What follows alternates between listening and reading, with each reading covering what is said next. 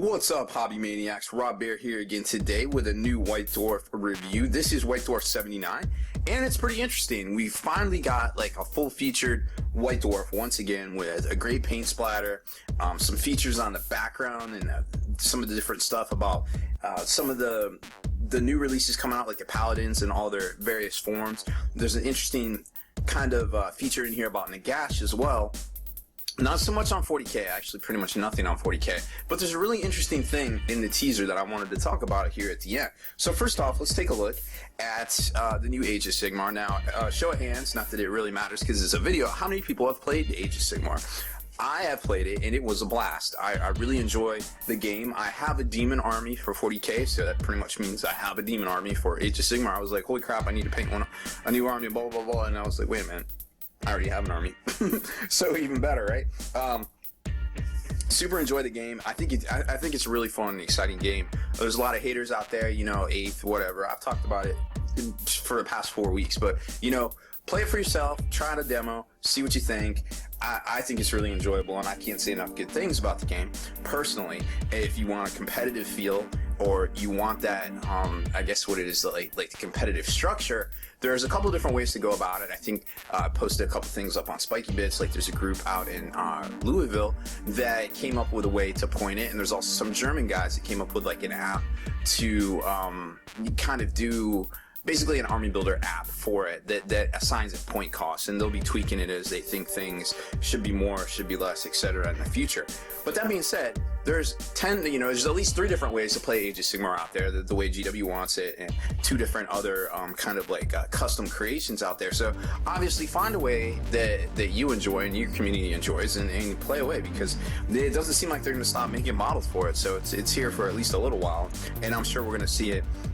We'll see some Age of Sigmar releases, we'll see some 40k releases going back and forth and things like that here on into the holiday season. So first off, we got the new Retributors box. Now these guys are really cool. Yes, I know the names for some of these weapons are very unimaginative, like lightning hammers. I mean, okay, come on guys.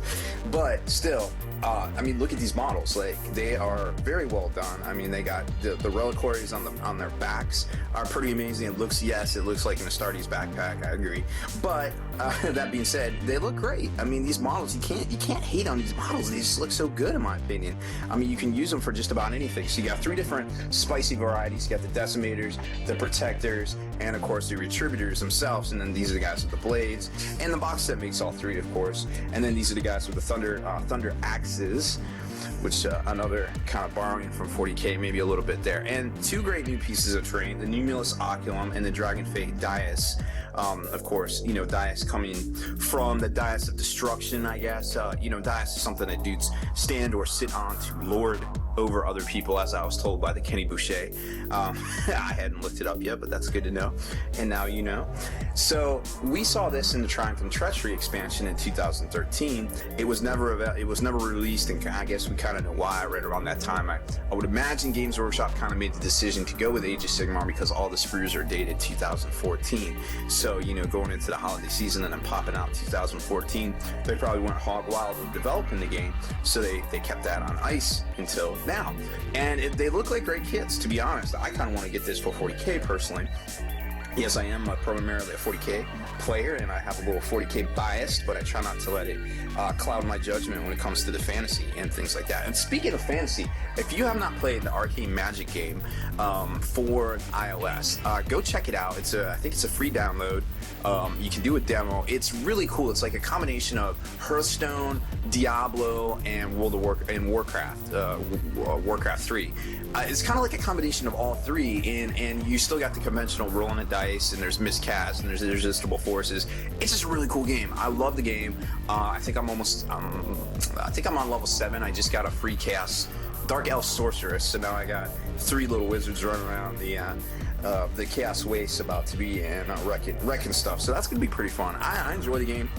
It kind of reminds me of the old Microprose Magic the Gathering game. If any of you played that in the early 90s for PC back in the fledgling days, that was pretty fun.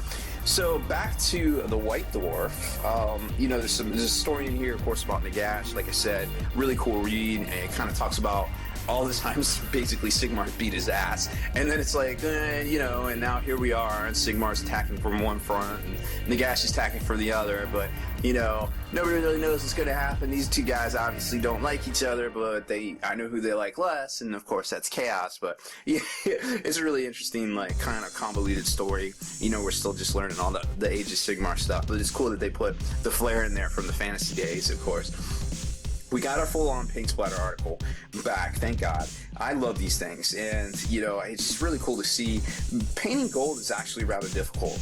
It's a little bit more difficult than you could imagine, and it's cool that they break it down. It is a lengthy process. I mean, it's a 6-step process right here, so take a look at that. Then they got this black leather thing. Black is another interesting color because you can't go darker, you always have to go lighter. Same with white, you can't go lighter, you have to go darker.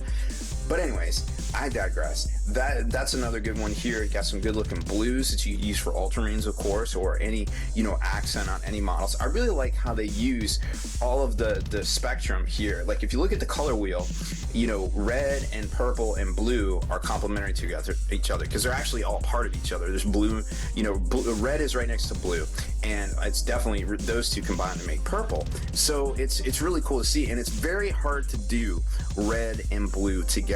If you put red and blue on a model, you have to be very careful because they conflict, they fight, and so I really liked how they used it here, and they basically tied it together by using this purple on this heft right here, and they did a great job. I mean, color theory is, man, it's half the game when it comes to this stuff. And I think, I really admire a lot of the stuff Kenny does over on Next Level Painting because he has that color theory unlocked. With me, I have to look and I have to try and I have to kind of, I can go through the motions and I can be very technical, but at the end of the day, I just don't have that intuitive knowledge until I see it in a picture. Some people are just gifted with it, like I said, and it's always cool to see. So you got some interesting color selections right here, the plume and the weapons half. So definitely this is one to keep in mind. Keep that unlocked because it is a very good issue there. Now, Armies on Parade is coming back for 2016. Games Workshop just announced it, and also, so you can take your stuff in a GW store. I think it's October 24th worldwide, and try to take home the gold there for the local stores in the GW scene. Also, another thing, Spiky Bits has had a Armies on Parade feature multiple times a week for the past 6 or 7 years. I think since 2009. I think before Games Workshop actually started doing theirs, but that's okay. So I kind of want to do a little thing to coincide with this new season of their Armies on Parade, and also kind of do a thing where, because you don't see all these armies, you have all these stores, and you don't really see the stuff. You don't see the stuff that's entered. So head on over to Spiky Bits. There'll be some posts about it on the forum. There's a special section where you can post up pictures of your army, on this display board, and we're gonna do a little award. I'll do like a top 5 and let you guys vote on it, and we're gonna give away a brand new Night Titan. The original Titan from, I guess, 2013. Doesn't have all the extra parts, but it's still a Night Titan. It's still like $100 some kit that I actually had laying around in the prize vault here. So had a couple of them actually. So I wanted to do something. I'll do something a little different. Get a lot of these armies out there that we never see. All these stores have like 20 people enter, and you never see them. So before, and even if you have no intentions of going out in the Games Workshop, lay your stuff out on a little display board, take a picture of it, post it up, and we would love to see these things. Like to have a nice big catalog of all of these Armies on Parade features that are going on, or past ones, or just happen to be what you're working on. If it isn't for Armies on Parade, as long as it's got a little display board, throw it out and take some pictures of it, and we'll post it up. Or actually, you have to register and post it up. But right around Halloween time, we're going to judge those and get them up there for you guys to vote. And I think it'll be a fun little thing to do because there's plenty of time. It's about 3 months or so, and it's plenty of time to get some stuff done. Get that hobby juices. Get those hobby juices going. For the new season, because it's going to start getting cold. People are going to go back to school. We need a reason to hobby. People are going to come in off the beaches. So there's that. Armies on Parade 2015. Obviously, some very well done armies right there. Now let's get to the rules for these new guys. We'll just kind of go through them real quick. So you got the 3 different versions that come in your Retributor's box, right? So you've got, now they've all got special rules, which I really like. All of them have the Star Shroud Mace, which causes D3 mortal wounds, which, you know, in Age of Sigmar mortal wounds is really, really good. You know, you don't get a save against it, so it's very, very difficult. So this one here, Blast to Ashes. If a roll for a model attacking with a lightning hammer is a 6 or more, the bow strikes with a thunderous blast and inflicts 2 mortal wounds instead of the normal damage. That's pretty rough. So you always got a chance to do some dirty stuff with those lightning hammers there. And then let's see, this one here, of course, the Star Soul Mace is standard on both of those. So you've got 2 different versions on the Thunder axis here. You got Cleaving Blow and Grim Harvesters. So these guys basically add 2 to the result of battle shock tests. So if you think you passed, you might not have passed. So that's one thing to keep in mind there. Cleaving Blow, a single swing of the Thunder Axe can carve through several foes. When a model attacks with the Thunder Axe, select the target unit and make 1 attack against it for each model it has within range. Remember, your range is a half an inch, so if you got 5 bases, that's 5 attacks. That's pretty dirty, because these guys are on 32mm base. Keep that in mind. Really cool. And you can equip this box anyway. You just have to make, you know, the leader, the sergeant, have the Star Soul Mace. Last one, Death Strike. A Storm Strike Glaive can slay a monster's creature. So this one's really cool. If it has monster as the keyword down here, it does D6 damage instead of 1. That's pretty solid. Now it's not mortal, but it's D6, so it's still it could do a lot of damage, of course. Storm Shields. Okay, so you got the Storm Shield. It's an ability. Arrows are deflected by the protector's weaving glaives. All right, sure.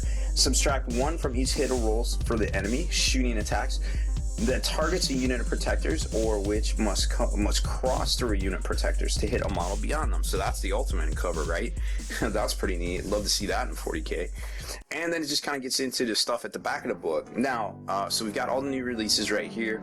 I think the Dias is 66, the Numerous Aquam's 50, Paladins are 58, I believe. Yep, 58, and so on and so forth. There's tons of formations up online too. Check those out on Games Workshop's website.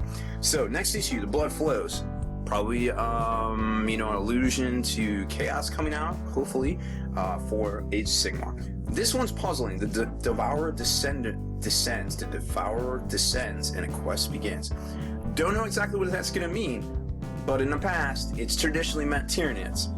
Don't know if that's a new Age of Sigmar thing, or it has something to do with the Tyranid releases, the Tyranid pre-orders that came out a couple weeks ago. There was some really interesting bundles that just kind of popped up out of nowhere on the Games Workshop site. So will we get a new Tyranid book? Don't know.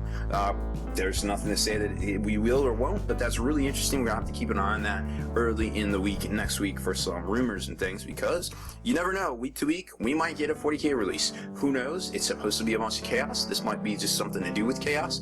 It might be a feature about Tyranids. We don't know, but just keep an eye on it if you're a Tyranid fan, or you have know somebody that might, you know, that might benefit from knowing something about that. You know, keep an eye out for them and let them know as soon as you know, it's revealed to everybody there. So that's about it for this one, guys.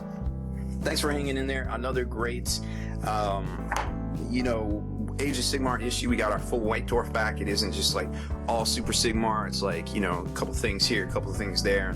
Lots and lots of good hobby stuff in here as well, and some stories and things. So it's not completely taken over by Age of Sigmar, but still kind of mostly Age of Sigmar, so to speak. So that's about it for this one, guys. Make sure you stay in the trenches, subscribe to this YouTube channel, check out the blog, spikybitsblog.com, and head on over to thelongwar.net. That's the home of the battle reports for exclusive content and early access videos, and now tons of exclusive discounts from major manufacturers and retailers across the globe.